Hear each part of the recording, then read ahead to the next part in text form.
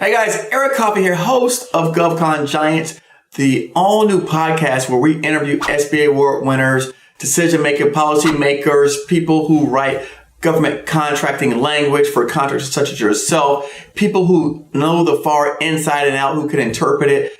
Take a look wherever you listen to your podcast at, Spotify, Google Play, iTunes, Stitcher, iHeartRadio, wherever you get your podcast. Make sure to check out the all-new Govcon Giants podcast when you get a chance. Today's video, it's actually a video talking about how to determine whether or not the government buys what you sell. But more importantly, people have asked me many times, Eric, what about how do we figure out kind of what industry or market we want to choose? What about determining whether or not there's a lot of competition or a little competition? Today, this morning, while I was in my bed playing on a computer doing some research, I think I discovered the answer to that question, and we want to share it with you in today's upcoming video. All right, we'll see you when the video finishes. All right, welcome to the big screen. We are on FPDS. By the way, if you do not know how to use FPDS, you are putting yourself at a disadvantage because this is the database where we do most of our market research from. Today, we mentioned earlier, we're going to do I was actually browsing FPDS and made a mistake already. Should be 2018. There you go. I was looking at Massachusetts 2018, and what I did was I typed in Mass, which is the state that I'm looking at, 2018, which is all the contracts listed for 2018, and that gives us 89,000 results. And then what I did from there was you can sort it, as you know already. On the left-hand side, you've got your contracting agencies, you've got your vendors, treasury account symbols. But what I wanted to do was I wanted to find out, okay, you know, who's buying what and how much of everything. And so I took a look at the first agency, right? I typed in Defense Logistics Agency just to narrow the field a little bit so I didn't have to go through 89,000 results. That yields me 36,000 results. From there, we're going to take this information and export it out to an Excel file. Watch this. And it's really cool because I have been working with this information before, but a lot of times when people ask me, I never really saw a very clear picture or vision of who were the market leaders. You get, obviously here, it tells you their names with their the vendors' names, but I want to show you in better detail. Let's type in MA 2018 DLA. We're going to save that. Okay. And then you get this nice, pretty Excel spreadsheet. All right. Now, with this Excel spreadsheet, what we want to do, a couple things. Let's take, and first of all, for me personally, I like to take and freeze that top panel. That way, so I click on the number 2, click freeze top row, and then that way, whenever I scroll, the top row stays the same. Okay. Now we know that the contracting agency is going to be DLA because we sorted by DLA. We know that the agency ID should be all the same, right? Okay. Now, what we want to do is we want to then take and sort. Okay. So you're going to click on Home, go back Sort, Custom Sort, and then the column we want to choose is the PSC. All right. So we go to Home.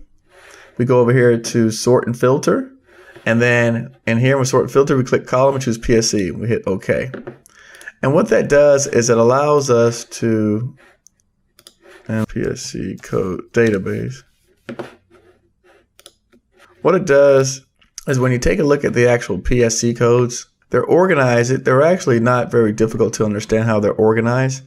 If you look initially, the PSC codes, again, remember they're 4 alphanumeric characters.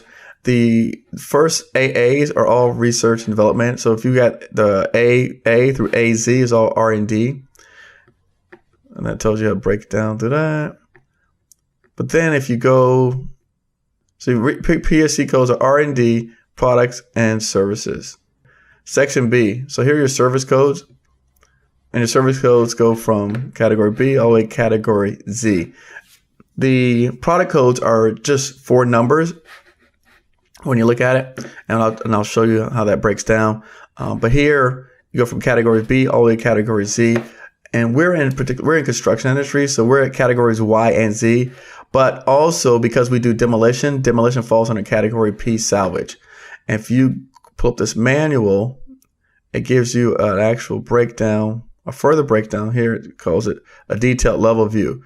So right here, you'll find category P, salvage, demolition of buildings, demolition of structural facilities. We do that as part of our construction. And then here we do maintenance of structural facilities, construction of structural facilities, and repair of alteration facilities.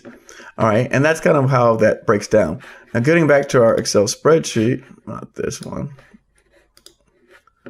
this one, we went ahead and sorted by the PSC codes, and it tells you that they're in the 1005.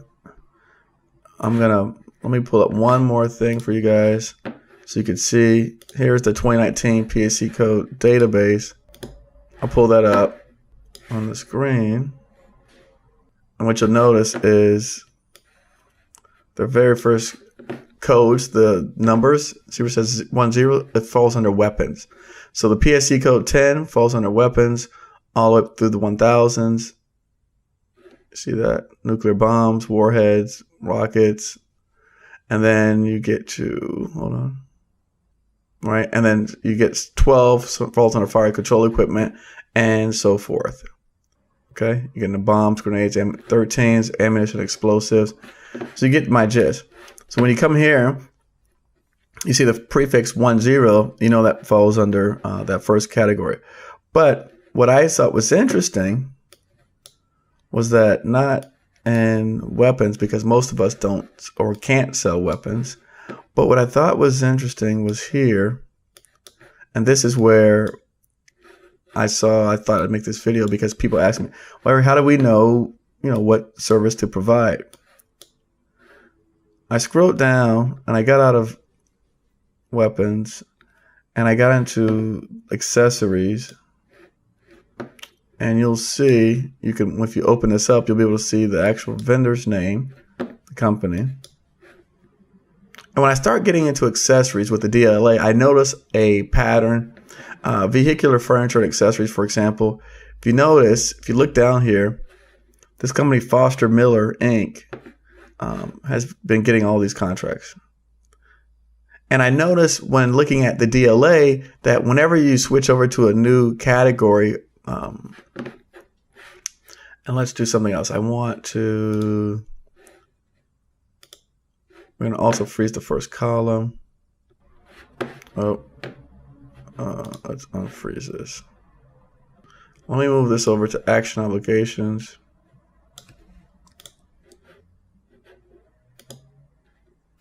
All right, so that way we can see. Now we can see. I didn't do it. Sorry, guys. Okay, perfect. All right, now what I did was I just want to freeze the top column here and the first column, the top row and then the first column. That way, when we're scrolling down through this stuff, we could kind of see what was going on. This stupid thing still didn't do it. It looks like it's only freezing one at a time. All right, so we're going to scroll over. We froze that particular. Okay. Now we are. All right. So here at the PSC codes, we are looking at. These are the dollar amounts. All right, weapons. We can't do weapons. We're fine with that. Aircraft parts, components. Some people want to sell aircraft parts, components. That still seems like a pretty scattered area. But check this out. All right, we don't sell vehicular brakes, but vehicular furniture and accessories. Look at this. Foster Miller, Foster Miller, Foster Miller, Foster Miller. Okay, and then look at the dollar amount. They basically have no competition. And, I noticed this when I started looking this stuff up, and that's when I said, you know what? People have been asking me, Eric, how do we determine areas where there's little to no competition? Well, this is one way in which you do that. Okay, this is military armored vehicles. Obviously, we don't do that. We don't do the weapon systems. But there's gas. Let's get into areas where I think that you guys might be able to provide a product to the Department of Logistics Agency. Remember, there's 39,000 of these things. Screws. Look at all these screws. Look, same companies providing all the screws. Bolt, nut, screw, rivet, and washer manufacturing. All right. Scrolling down. All right. Electrical apparatus, equipment, wiring, supplies. This seems like something that electrical apparatus and equipment, wiring, supplies, and related equipment. This seems to me something that you could buy off the shelf and resell to the government. And this company, Noble Sales, is the only person that is getting all these contracts. And look, some of them are small, 2,000, 3,000, 4,000. Some of them are big, 400,000 or 500,000, and millions of dollars. But I would bet that the government is looking for someone who can reverse engineer these items and or provide comparable things, because there's no way you're going to tell me that they want only one supplier providing all of these various thousands and tens of thousands of components. Look at this. I mean, look, we're scrolling down. We're at 8,000. Look at that. We're getting to 9,000. And all of this has been Noble Sales. I mean, we're in the 9,000s now. Same thing, same company. We're getting to the 10,000 range. Same company, providing all these components. So people ask me, Eric, well, how do you find an area where there's no competition? There you go. And you can do this for any respective PSC code. I just happened to run into this particular example today, and I thought I would share it because I noticed the same thing. I was like, what in the world? Medical, dental, hospital equipment, supplies, merchant wholesalers. This company seems to have the market on that. But that's probably something more specialized. But if we keep looking, there may be an area that you understand, a market that you understand that I don't know anything about, that where there's obviously some opportunity to come in and really be able to compete against really just one single supplier. Okay, look, surgical medical instrument manufacturing. Zoll Medical seems to have the market on that. Belmont makes some instruments. Again, it's a lot of information, a lot of data, but for those people out here who are in these respective industries, you know, it's worth taking a look at to see because there's opportunity. It's not as though you're wasting your time. There are, obviously, if we look just on this one page, there's between 166 to 202. That's 40-something contracts that just went to this one company, Zoll Medical.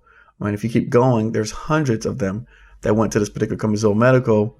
And I'm pretty sure that a lot of these things are probably standard things that you can resell or buy or become a vendor so that you can now resell it to the same respective agency.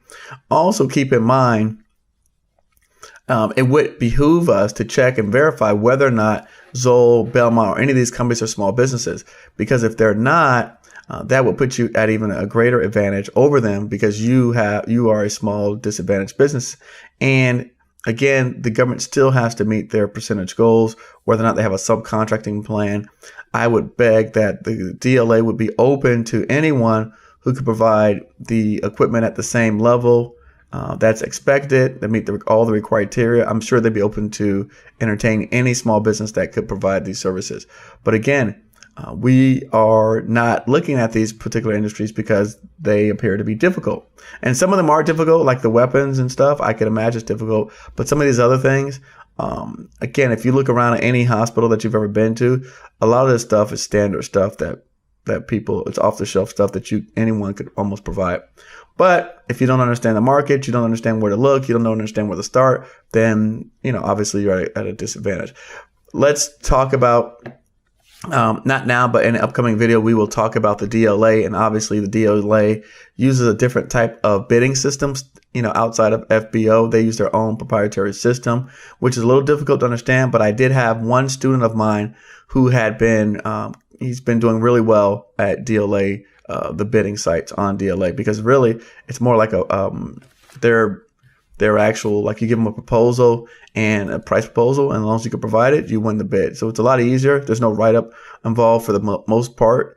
It's a much easier process to do and maneuver. But as you can see here, there's this is one way that I found that at least you can, if you are a person who likes to do research, and rather than just, you don't have a company, you don't have a product, you don't have a service yet, you're trying to figure out, okay, where do I start? Where do I go? Where's there less competition? This is a way that you can find out.